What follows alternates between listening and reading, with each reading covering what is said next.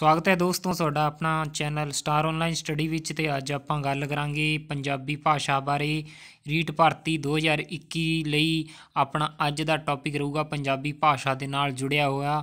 ਤੇ ਉਹਦੇ ਵਿੱਚ ਆਪਾਂ ਗੱਲ ਕਰਾਂਗੇ ਪੰਜਾਬੀ ਧੁਨੀਆਂ ਦੇ ਬਾਰੇ, ਯਾਨੀ ਜਿਹੜਾ ਪੰਜਾਬੀ ਧੁਨੀਆਂ ਦਾ ਵਰਗੀਕਰਨ ਆਪਾਂ ਕਿਸ ਤਰੀਕੇ ਨਾਲ ਕਰਨਾ ਹੈ, ਇਹਦੇ ਜਿਹੜੇ ਤੱਤ ਕਿਹੜੇ ਹੁੰਦੇ ਨੇ ਤੇ ਕਿੰਨੇ ਤਰੀਕੇ ਦੀ ਇਹਦਾ ਵਰਗੀਕਰਨ ਹੁੰਦਾ ਹੈ, ਯਾਨੀ ਕਿੰਨੇ ਪ੍ਰਕਾਰ ਦੀ ਧੁਨੀਆਂ ਹੁੰਦੀਆਂ ਉਹਨਾਂ ਦੇ ਬਾਰੇ ਆਪਾਂ ਗੱਲ ਕਰਾਂਗੇ। ਤੇ ਜੇਕਰ ਦੋਸਤੋ ਤੁਹਾਨੂੰ ਆ ਵੀਡੀਓ ਪਸੰਦ ਆਉਂਦੀ ਹੈ ਤਾਂ ਲਾਈਕ ਸ਼ੇਅਰ ਜ਼ਰੂਰ ਕਰਿਓ। ਤੇ ਜੇ ਤੁਹਾਨੂੰ ਤੁਹਾਡੀ ਪੜ੍ਹਾਈ ਦੇ ਇਮਤਿਹਾਨ ਦੇ ਤਹਿਤ ਤੁਹਾਨੂੰ ਜੇ ਵੀਡੀਓ ਫਾਇਦੇਮੰਦ ਲੱਗਦੀ ਹੈ ਤਾਂ ਚੈਨਲ ਨੂੰ ਸਬਸਕ੍ਰਾਈਬ ਵੀ ਕਰਨਾ ਜੀ। ਚਲੋ ਜੀ, ਆਪਾਂ ਹੁਣ ਅੱਗੇ ਗਾਂਹ ਵੱਧਦੇ ਹਾਂ ਤੇ ਗੱਲ ਕਰਦੇ ਹਾਂ ਜੀ ਪੰਜਾਬੀ ਭਾਸ਼ਾ ਜਾਂ ਭਾਸ਼ਾ ਧੁਨੀਆਂ ਦਾ ਵਰਗੀਕਰਨ, ਉਹਦੇ ਵਿੱਚ ਗੱਲ ਕਰਦੇ ਹਾਂ। ਤੋ ਦੋਸਤੋ ਇਹਦੇ ਵਿੱਚ ਆਪਾਂ ਜਿਹੜੀ ਮੇਨ ਗੱਲ ਰਹਿੰਦੀ ਹੈਗੀ ਉਹ ਰਹਿੰਦੀ ਹੈ ਵਰਗੀਕਰਨ ਕਿਸ ਤਰੀਕੇ ਦਾ ਹੁੰਦਾ ਹੈ। ਤਾਂ ਜੇਕਰ ਆਪਾਂ ਪੰਜਾਬੀ ਭਾਸ਼ਾ ਦੇ ਵਿੱਚ ਧੁਨੀਆਂ ਦਾ ਵਰਗੀਕਰਨ ਕਰੀਏ ਤਾਂ ਸਭ ਤੋਂ ਪਹਿਲਾਂ ਰਹੂਗਾ ਜੀ, ਇਹਦੇ ਵਿੱਚ ਆਪਾਂ ਰੱਖਦੇ ਹਾਂ ਜੀ, ਇਹਦੇ ਵਿੱਚ ਪੰਜਾਬੀ ਧੁਨੀਆਂ ਦੇ ਵਿੱਚ ਅੱਡ ਅੱਡ ਵੱਖਰਾ ਵੱਖਰਾ ਫਰਕ ਨੇ ਜੀ। ਜਿਹਦੇ ਵਿੱਚ ਆਪਾਂ ਗੱਲ ਕਰੀਏ ਪਹਿਲਾਂ ਵੀ ਪੰਜਾਬੀ ਭਾਸ਼ਾ ਦੇ ਵਿੱਚ ਜਦੋਂ ਆਪਾਂ ਵਿਚਾਰਦੇ ਹਾਂ ਯਾਨੀ ਉਚਾਰਨ ਕਰਦੇ ਹਾਂ ਤਾਂ ਧੁਨੀਆਂ ਦਾ ਅੱਡ ਅੱਡ ਵੱਖਰੇ ਵੱਖਰੇ ਭਾਗਾਂ ਵਿੱਚ ਇਹਦਾ ਵਰਗੀਕਰਨ ਰਹਿੰਦਾ ਹੈ। ਅਤੇ ਆਪਾਂ ਉਹਨੂੰ ਮੁੱਖ ਦੋ ਭਾਗਾਂ ਵਿੱਚ ਵੰਡ ਲੈਂਦੇ ਹਾਂ ਜੀ, ਜਿਹਦੇ ਵਿੱਚ ਇੱਕ ਤਾਂ ਖੰਡੀ ਧੁਨੀਆਂ ਹੁੰਦੀਆਂ ਜੀ, ਦੂਜੀ ਪਾਰਖੰਡੀ ਧੁਨੀਆਂ ਹੁੰਦੀਆਂ ਜੀ। ਹੁਣ ਖੰਡੀ ਧੁਨੀਆਂ ਕਿਹੜੀਆਂ ਨੇ ਅਤੇ ਪਾਰਖੰਡੀ ਧੁਨੀਆਂ ਕਿਹੜੀਆਂ ਨੇ ਉਹਨਾਂ ਦੇ ਬਾਰੇ ਵੀ ਆਪਾਂ ਚਰਚਾ ਕਰ ਲੈਂਦੇ ਹਾਂ ਜੀ। ਅਤੇ ਆਪਾਂ ਇਹਨਾਂ ਦਾ ਵੱਖ ਵੱਖ ਤਰੀਕੇ ਨਾਲ ਇਹਨਾਂ ਦੀਆਂ ਚਰਚਾ ਕਰਾਂਗੇ ਉਦਾਹਰਨਾਂ ਸਹਿਤ। ਤਾਂ ਇਹਦੇ ਵਿੱਚ ਆਪਾਂ ਸਭ ਤੋਂ ਪਹਿਲਾਂ ਗੱਲ ਕਰਦੇ ਹਾਂ ਜੀ ਜਿਹੜੀ ਖੰਡੀ ਧੁਨੀ ਹੈ ਉਹਦੇ ਬਾਰੇ ਗੱਲ ਕਰੀਏ ਤਾਂ ਖੰਡੀ ਧੁਨੀਆਂ ਦੇ ਬਾਰੇ ਆਪਣਾ ਗੱਲ ਕਰੀਏ ਤਾਂ ਖੰਡੀ ਧੁਨੀਆਂ ਉਹਨਾਂ ਨੂੰ ਕਿਹਾ ਜਾਂਦਾ ਹੈ ਜਿਹੜੀਆਂ ਸ਼ਬਦਾਂ ਦੇ ਵਿੱਚ ਸੁਤੰਤਰ ਤੌਰ 'ਤੇ ਵਿਚਰਨ ਦੀ ਸਮਰੱਥ ਹੁੰਦੀਆਂ ਨੇ।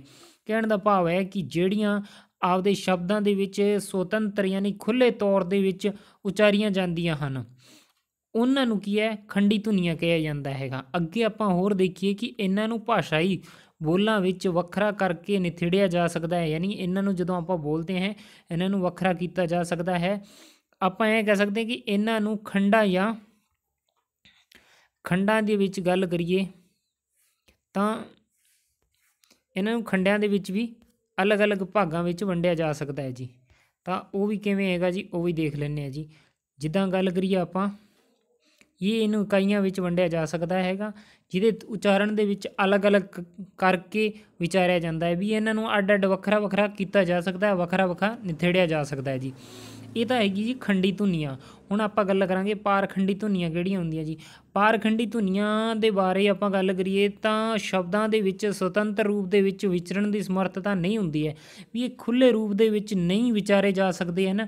ਅਤੇ ਇਹ ਹਮੇਸ਼ਾ ਹੀ ਖੰਡੀ ਧੁਨੀਆਂ ਦੇ ਨਾਲ ਰਲ ਕੇ ਅਤੇ ਆਪਣਾ ਜਿਹੜਾ ਯੋਗਦਾਨ ਹੈ ਰੱਖਦੇ ਹੈ। ਅਤੇ ਇਹਨਾਂ ਦਾ ਵਜੂਦ ਕਿਹਦੇ ਨਾਲ ਹੁੰਦਾ, ਖੰਡੀ ਧੁਨੀਆਂ ਨਾਲ ਹੁੰਦਾ। ਇਹ ਉਹਨਾਂ ਨਾਲ ਮਿਲ ਕੇ ਆਪਣਾ ਭਾਸ਼ਾਈ ਕਾਰਜ ਨੂੰ ਸਾਕਾਰ ਕਰਦੀਆਂ ਹਨ। ਉਹਨਾਂ ਨੂੰ ਭਾਸ਼ਾਈ ਬੋਲਾਂ ਦੇ ਵਿੱਚ ਵੱਖਰਾ ਨਹੀਂ ਕੀਤਾ ਜਾ ਸਕਦਾ, ਵੀ ਜਿਵੇਂ ਖੰਡੀ ਧੁਨੀ ਜਿਹੜੀ ਸੀਗੀ ਉਹਨੂੰ ਤਾਂ ਵੱਖਰਾ ਕੀਤਾ ਜਾ ਸਕਦਾ ਸੀਗਾ, ਪਰ ਇਹਨੂੰ ਵੱਖਰਾ ਨਹੀਂ ਕੀਤਾ ਜਾ ਸਕਦਾ ਹੈਗਾ ਕਿਉਂਕਿ ਇਹ ਕਿਹਦੇ ਨਾਲ ਜੁੜ ਕੇ, ਇਹ ਖੰਡੀ ਧੁਨੀਆਂ ਨਾਲ ਜੁੜ ਕੇ ਗਾਂਹ ਵੱਧਦੀ ਹੈ ਜੀ। ਤਾਂ ਇਹ ਖੰਡੀ ਅਤੇ ਪਾਰਖੰਡੀ ਹੋ ਗਈ। ਜੇਕਰ ਤੁਹਾਡਾ ਵੀ ਕੋਈ ਵੀ ਪ੍ਰਸ਼ਨ ਹੈ ਤੁਸੀਂ ਪੁੱਛ ਸਕਦੇ ਹੋ ਜੀ ਕਮੈਂਟ ਕਰਕੇ। ਹੁਣ ਆਪਾਂ ਗੱਲ ਕਰਾਂਗੇ ਬੋਲ ਜੰਤਰ। ਇਹ ਕਹਿਣ ਦਾ ਭਾਵ ਹੈ ਬੋਲ ਜੰਤਰ ਦਾ ਮਤਲਬ ਹੈ ਜੀ ਜਦੋਂ ਆਪਾਂ ਕੋਈ ਵੀ ਬੋਲ ਰਹੇ, ਜਿੱਦਾਂ ਮੈਂ ਹੁਣ ਤੁਹਾਨੂੰ ਬੋਲ ਕੇ ਪੜ੍ਹਾ ਰਿਹਾ ਤਾਂ ਜਿਹੜੇ ਜਿਹੜੇ ਸ਼ਬਦ ਨੇ, ਜਿਵੇਂ ਮਨੁੱਖ ਹੈਗਾ, ਮਨੁੱਖ ਜਿਹੜਾ ਸ਼ਬਦ ਹੈ ਉਹਦੇ ਵਿੱਚ ਜਿਹੜਾ ਮੈਂ ਤੇ ਨੁੱਖ, ਜੇ ਆਪਾਂ ਗੱਲ ਕਰੀਏ ਇਸ ਤਰੀਕੇ ਨਾਲ ਇਹਦਾ ਵੱਖਰਾ, ਇਹ ਵੱਖਰਾ, ਇਹ ਵੱਖਰਾ। ਇਹਨਾਂ ਦੇ ਜਦੋਂ ਆਪਾਂ ਮੂੰਹ ਦੇ ਵਿੱਚ ਬੋਲਦੇ ਹਾਂ, ਜਦੋਂ ਆਪਣੇ ਅੰਦਰੋਂ ਜਿਹੜੀਆਂ ਸਾਹ ਨਲੀ ਦੇ ਵਿੱਚੋਂ ਜਿਹੜੀਆਂ ਤੰਦਾਂ ਟਕਰਾਉਂਦੀਆਂ ਹੈਗੀਆਂ, ਕਿੱਥੇ ਟਕਰਾਉਂਦੀਆਂ ਹੈਗੀਆਂ, ਕਿਹੜੀ ਕਿਹੜੀ ਧੁਨੀ ਉਤਪੰਨ ਕਰਦੀ ਹੈ, ਕਿਹੜੀ ਕਿਹੜੀ ਆਵਾਜ਼ਾਂ ਨਿਕਲਦੀਆਂ, ਉਹਨਾਂ ਦੇ ਬਾਰੇ ਕਰਾਂਗੇ। ਤਾਂ ਆਪਾਂ ਨੂੰ ਇਹ ਜਿਹੜਾ ਹੈਗਾ ਰੀਟ ਭਰਤੀ ਦੇ ਲਈ ਬੇਸਿਕ ਕਨਸੈਪਟ ਹੈਗਾ, ਬਿਲਕੁਲ ਜ਼ੀਰੋ ਤੋਂ ਸਟਾਰਟ ਹੈ ਜੀ। ਇਹਨੂੰ ਤੁਸੀਂ ਚੰਗੀ ਤਰ੍ਹਾਂ ਦੇਖ ਸਕਦੇ ਹੋ।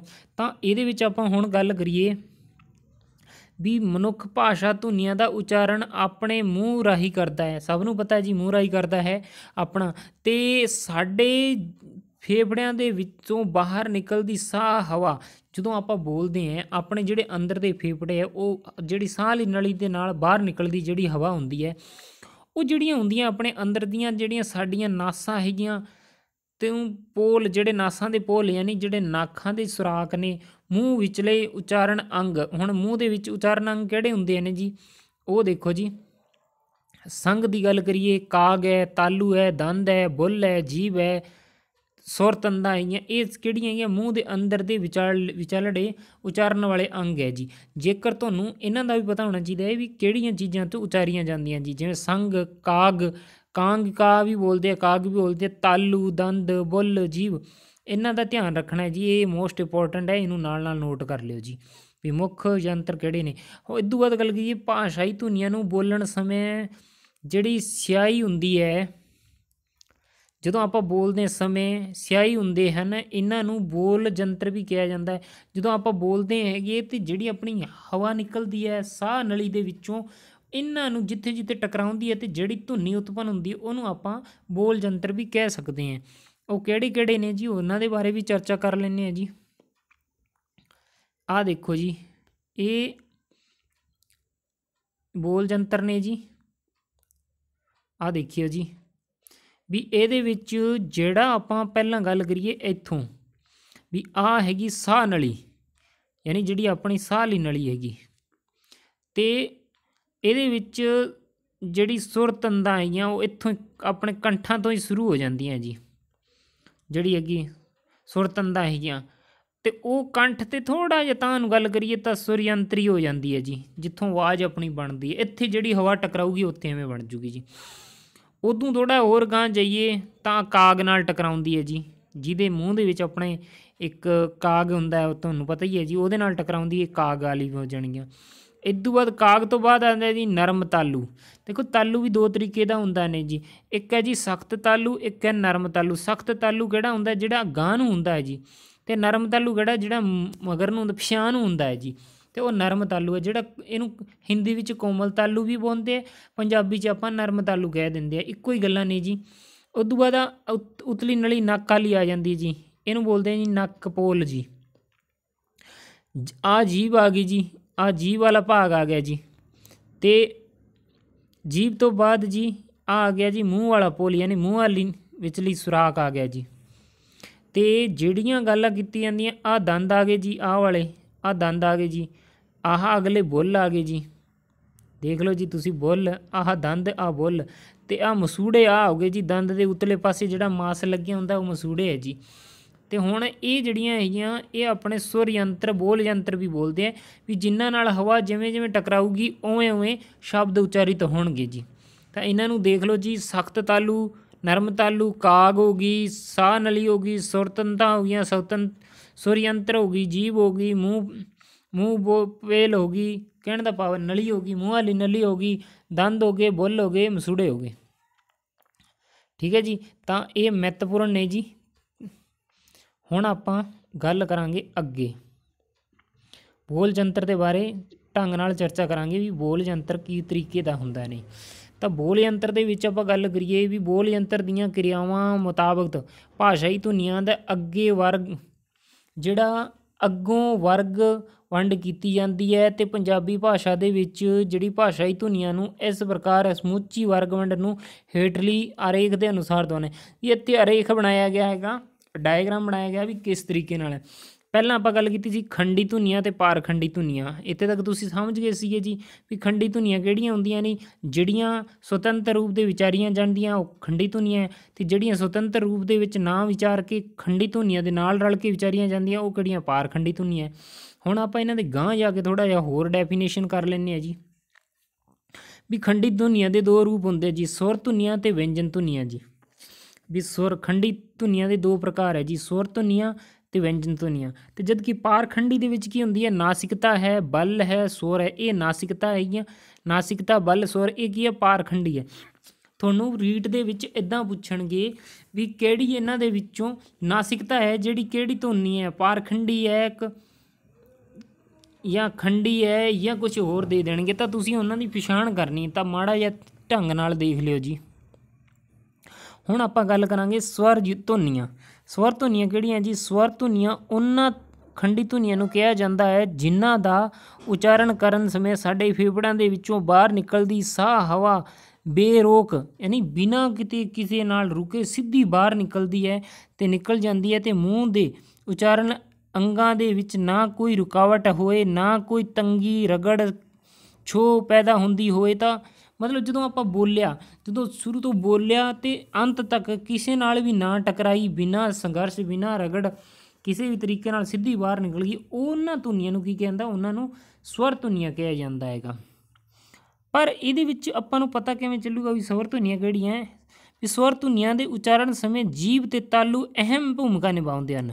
ਆਹ ਜ਼ਰੂਰ ਯਾਦ ਰੱਖ ਲਿਓ ਜੀ ਵੀ ਜਦੋਂ ਸਵਰ ਅਤੇ ਧੁਨੀਆਂ ਉਚਾਰੀਆਂ ਜਾਂਦੀਆਂ ਨੇ ਤਾਂ ਉਹਦੇ ਵਿੱਚ ਤੁਹਾਨੂੰ ਐਵੇਂ ਵੀ ਪੁੱਛ ਸਕਦੇ ਆ ਜੀ ਵੀ ਸਵਰ ਧੁਨੀਆਂ ਦੇ ਉਚਾਰਨ ਸਮੇਂ ਕਿਹਨਾਂ ਦੀ ਭੂਮਿਕਾ ਰਹਿੰਦੀ ਹੈ ਜੀ, ਦੰਦਾਂ ਦੀ, ਕਾਗ ਦੀ, ਕਿਸ ਤਰੀਕੇ ਨਾਲ? ਤਾਂ ਉੱਥੇ ਤੁਸੀਂ ਆਹ ਦੱਸਣਾ ਹੈ ਵੀ ਇਹਦੇ ਉਚਾਰਨ ਸਮੇਂ ਜੀਭ ਦੀ ਅਤੇ ਬੁੱਲ, ਜੀਭ ਅਤੇ ਬੁੱਲਾਂ ਦੀ ਬਹੁਤ ਜ਼ਿਆਦਾ ਭੂਮਿਕਾ ਰਹਿੰਦੀ ਹੈ ਜੀ। ਤਾਂ ਇਹਨਾਂ ਨੂੰ ਥੋੜ੍ਹਾ ਜਿਹਾ ਧਿਆਨ ਨਾਲ ਦੇਖ ਲਿਓ ਵੀ ਸਵਰ ਧੁਨੀਆਂ ਦੇ ਵਿੱਚ ਕਿਹਨਾਂ ਦੀ ਜ਼ਿਆਦਾ ਯੋਗਦਾਨ ਰਹਿੰਦਾ ਹੈ ਜੀ, ਇੱਕ ਤਾਂ ਜੀਭ ਦਾ ਅਤੇ ਇੱਕ ਬੁੱਲਾਂ ਦਾ ਜੀ। ਬਾਕੀ ਅੰਦਰੋਂ ਫੇਫੜਿਆਂ ਅੰਦਰੋਂ ਸਿੱਧੀ ਨਿਕਲਦੀ ਹੈ ਜੀ। ਅੱਗੇ ਆਪਾਂ ਗੱਲਾਂ ਕਰਾਂਗੇ ਜੀ ਵਿਅੰਜਨ ਧੁਨੀਆਂ। ਸਵਰ ਧੁਨੀਆਂ ਹੋ ਗਈਆਂ, ਵਿਅੰਜਨ ਧੁਨੀਆਂ ਗੱਲ ਕਰਦੇ ਹਾਂ ਜੀ। ਅੰਗਰੇਜ਼ੀ ਵਿੱਚ ਸਵਰ ਧੁਨੀਆਂ ਨੂੰ ਵੋਵਲਸ ਬੋਲਦੇ ਆ ਅਤੇ ਵਿਅੰਜਨ ਧੁਨੀਆਂ ਨੂੰ ਕੌਨਸੋਨੈਂਟਸ ਬੋਲਦੇ ਆ ਜੀ। ਤਾਂ ਹੁਣ ਆਪਾਂ ਜੀ ਵਿਅੰਜਨ ਧੁਨੀਆਂ ਬਾਰੇ ਗੱਲ ਕਰਾਂਗੇ ਜੀ। ਤਾਂ ਵਿਅੰਜਨ ਧੁਨੀਆਂ ਨੂੰ ਉਹਨਾਂ ਖੰਡੀ ਧੁਨੀਆਂ ਨੂੰ ਕਿਹਾ ਜਾਂਦਾ ਹੈ ਜਿਨ੍ਹਾਂ ਦੇ ਉਚਾਰਨ ਸਮੇਂ ਸਾਡੇ ਫੇਫੜਿਆਂ ਦੇ ਵਿੱਚੋਂ ਬਾਹਰ ਆਉਂਦੀ ਹਵਾ ਨੂੰ ਰੋਕ ਮੂੰਹ ਨਾਲ, ਕਿਤੇ ਮੂੰਹ ਦਾ ਜਿਹੜਾ ਪੋਲ ਹੁੰਦਾ ਯਾਨੀ ਸਾਹ ਨਲੀ ਹੁੰਦੀ ਹੈ, ਉਹ ਕਿਸੇ ਵੀ ਥਾਂ 'ਤੇ ਜਦੋਂ ਟਕਰਾਉਂਦੀ ਹੈ, ਘਰਸ਼ਣ ਉਤਪੰਨ ਹੁੰਦਾ ਹੈ ਯਾਨੀ ਰਗੜ ਉਤਪੰਨ ਹੁੰਦੀ ਹੈ ਅਤੇ ਕਾਗ ਨਾਲ ਟਕਰਾਉਂਦੀ ਹੈ, ਤਾਂ ਉਹ ਕੀ ਹੋ ਜਾਂਦੀ, ਵਿਅੰਜਨ ਬਣ ਜਾਂਦੀ ਹੈ ਵੀ ਉਹਦੇ ਵਿੱਚ ਰੁਕਾਵਟ ਆ ਜਾਂਦੀ ਹੈ ਜਿਹੜੀ ਸਾਹ ਲਈ, ਜਿਹੜੀ ਆਪਾਂ ਸਾਹ ਅੰਦਰੋਂ ਬਾਹਰ ਨੂੰ ਕੱਢਦੇ ਹਾਂ ਜੀ। ਤਾਂ ਉਹਨੂੰ ਕੀ ਕਹਿੰਦਾ, ਉਹਨੂੰ ਵਿਅੰਜਨ ਕਿਹਾ ਜਾਂਦਾ ਹੈ ਕਿ ਰਗੜ ਲੱਗਦੇ ਸਾਰੀ ਕੀ ਹੈ ਉਹ ਸਵਰ ਨਹੀਂ ਰਹਿੰਦਾ, ਫਿਰ ਉਹ ਵਿਅੰਜਨ ਬਣ ਜਾਂਦਾ ਹੈ ਜੀ। ਤਾਂ ਆਪਾਂ ਇੱਦਾਂ ਸਪਸ਼ਟ ਕਰ ਸਕਦੇ ਹਾਂ ਕਿ ਸਵਰ ਧੁਨੀਆਂ ਅਤੇ ਵਿਅੰਜਨ ਧੁਨੀਆਂ ਦੀ ਵਰਗ ਵੰਡ ਦਾ ਆਧਾਰ ਸਾਡੇ ਅੰਦਰੋਂ ਅਤੇ ਬਾਹਰੋਂ ਨਿਕਲਦੀਆਂ ਸਾਹ ਦੀਆਂ ਹਵਾਵਾਂ ਹੀ ਹੈ। ਆਪਾਂ ਕਹਿ ਸਕਦੇ ਹਾਂ ਵੀ ਸਵਰ ਅਤੇ ਵਿਅੰਜਨ ਧੁਨੀਆਂ ਆਪਣੇ ਅੰਦਰੋਂ ਨਿਕਲਦੀ ਸਾਹ ਅਤੇ ਪੁੱਠਾ ਆਉਂਦਾ ਸਾਹ ਖਿੱਚਦਾ, ਉਹਨਾਂ ਤੋਂ ਹੀ ਬਣਦਾ। ਹੁਣ ਤੁਹਾਡੇ ਲਈ ਇੱਕ ਨਵੀਂ ਚੀਜ਼ ਆਈ ਹੋਊਗੀ, ਤੁਸੀਂ ਕਹੂਗਾ ਵੀ ਪੁੱਠਾ ਖਿੱਚਦਾ ਸਾਹ ਕਿਸ ਤਰੀਕੇ ਨਾਲ ਵੀ ਵਿਅੰਜਨਾਂ ਦਾ ਨਿਰਮਾਣ ਕਰ ਸਕਦਾ ਜਾਂ ਸਵਰਾਂ ਦਾ ਨਿਰਮਾਣ ਕਰ ਸਕਦਾ। ਕੁਝ ਸ਼ਬਦ ਇੱਦਾਂ ਦੇ ਵੀ ਨੇ ਜੀ ਜਿਹੜੇ ਪੁੱਠੇ ਵਿਚਾਰਦੇ ਸਮੇਂ ਵੀ ਧੁਨੀ ਉਤਪੰਨ ਕਰਦੇ ਆ ਜੀ। ਪਰ ਜ਼ਿਆਦਾਤਰ ਕੀ ਹੈ ਵੀ ਆਪਣੇ ਹੁਣ ਮਾਹੌਲ ਚੱਲਿਆ ਜੀ, ਇਹ ਕੀ ਹੈ ਜੀ, ਪ੍ਰਵੇਸ਼ੀ ਧੁਨੀਆਂ ਭਾਸ਼ਾ ਦੇ ਵਿੱਚ ਇੱਕ ਤਾਂ ਹੈਗਾ ਜੀ ਨਿਕਾਸੀ, ਇੱਕ ਹੈ ਪ੍ਰਵੇਸ਼ੀ। ਤਾਂ ਨਿਵੇਸ਼ੀ ਵੀ ਬੋਲਦੇ, ਨਿਕਾਸੀ ਵੀ ਬੋਲਦੇ। ਨਿਵੇਸ਼ੀ ਧੁਨੀਆਂ ਤਾਂ ਉਹ ਹੈਗੀਆਂ ਜਿਹੜੀਆਂ ਆਪਾਂ ਅੰਦਰੋਂ ਫੇਫੜਿਆਂ ਦੇ ਅੰਦਰੋਂ ਬਾਹਰ ਨੂੰ ਕੱਢਦੇ ਹਾਂ ਜੀ, ਉਹ ਨਿਵੇਸ਼ੀ ਧੁਨੀਆਂ ਕਿਹਾ ਜਾਂਦਾ ਹੈ। ਵੀ ਸੰਸਾਰ ਦੀਆਂ ਜਿੰਨੀਆਂ ਵੀ ਭਾਸ਼ਾਵਾਂ ਉਹ ਲਗਭਗ ਨਿਵੇਸ਼ੀ ਧੁਨੀਆਂ ਦੇ ਵਿੱਚ ਹੀ ਆਉਂਦੀ ਹੈ। ਕੋਈ ਹੁਣ ਤਾਂ ਜਿਹੜੀਆਂ ਆਪਾਂ ਜਦੋਂ ਸਾਹ ਪੁੱਠਾ ਖਿੱਚਦੇ ਹੈਗੇ ਉਦੋਂ ਜਿਹੜੀ ਧੁਨੀ ਉਚਾਰਿਤ ਹੁੰਦੀ ਜਾਂਦੀ ਉਹਨੂੰ ਪ੍ਰਵੇਸ਼ੀ ਬੋਲਿਆ ਜਾਂਦਾ ਹੈਗਾ ਜੀ, ਪ੍ਰਵੇਸ਼ੀ ਧੁਨੀਆਂ ਬੋਲਿਆ ਜਾਂਦਾ। ਪਰ ਹੁਣ ਪ੍ਰਵੇਸ਼ੀ ਧੁਨੀਆਂ ਸੰਸਾਰ ਦੇ ਵਿੱਚ ਤਾਂ ਉਹਨਾਂ ਦਾ ਇੱਕ ਨਗਣਿਆ ਯਾਨੀ ਬਹੁਤ ਨਾ ਹੋਣ ਦੇ ਬਰਾਬਰ ਹੀ ਹੈ।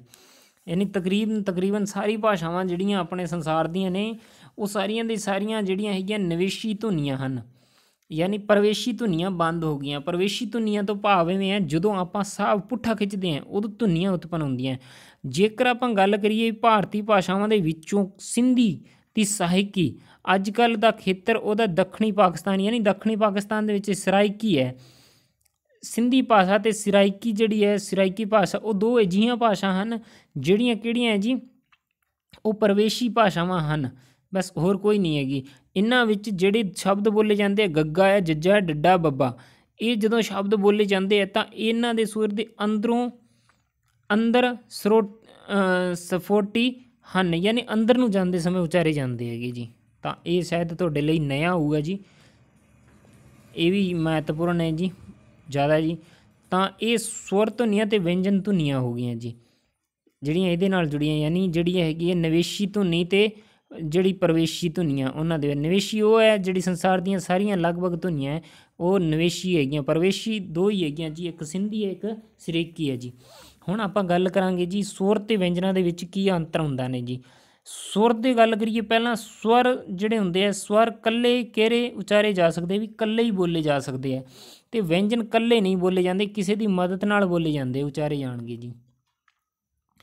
ਸੁਰਾਂ ਵੇਲੇ ਸਾਹ ਦੀ ਹਵਾ ਬੇਰੋਕ ਗਤੀ ਨਾਲ ਨਿਕਲਦੀ, ਵੀ ਕਿਸੇ ਨਾਲ ਰੁਕਦੀ ਨਹੀਂ, ਬਿਨਾਂ ਰੁਕੇ ਝੁਕੇ ਸਿੱਧੀ ਨਿਕਲਦੀ ਹੈ ਜੀ।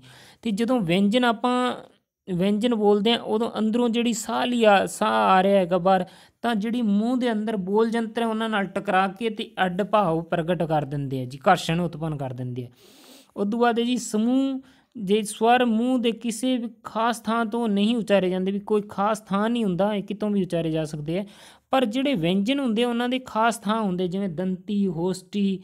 ਆਪਾਂ ਗੱਲ ਕਰਦੇ ਨੇ ਵੀ ਦੰਤੀ ਕਿਹੜਾ, ਜਿਹੜੀ ਜਿਹਦੇ ਨਾਲ ਦੰਦਾਂ ਦੀ ਸਹਾਇਤਾ, ਹੋਟੀ ਜਿੱਥੇ ਬੁੱਲਾਂ ਦਾ ਜਾਂਦਾ, ਜਿਵੇਂ ਪਾ ਫਾ, ਜਿਵੇਂ ਵੀ ਗੱਲ ਕਰੀਏ ਪੱਪਾ ਫੱਬਾ। ਇਦੋਂ ਬਾਅਦ ਗੱਲ ਕਰੀਏ ਵੀ ਸਵਰਾਂ ਦਾ ਉਚਾਰਨ ਦੇਰ ਤੱਕ ਹੋ ਸਕਦਾ ਹੈ। ਜਿਹੜੀ ਆਪਣੇ ਸਵਰ ਹੈਗੇ ਉਹ ਲੰਬੀ ਹੇਕ ਵਾਲੇ ਹੁੰਦੇ ਜੀ, ਲੰਬੇ ਦੇਰ ਤੱਕ ਹੋ ਜਾਂਦੇ, ਜਦ ਕਿ ਵਿਅੰਜਨ ਹੈਗੇ ਜੋ ਉਹਨਾਂ ਦਾ ਉਚਾਰਨ ਦੇ ਵਿੱਚ ਦੇਰ ਨਹੀਂ ਲੱਗਦੀ, ਟਾਈਮ ਘੱਟ ਲੱਗਦਾ, ਸਮਾਂ ਘੱਟ ਲੱਗਦਾ ਹੈ ਜੀ।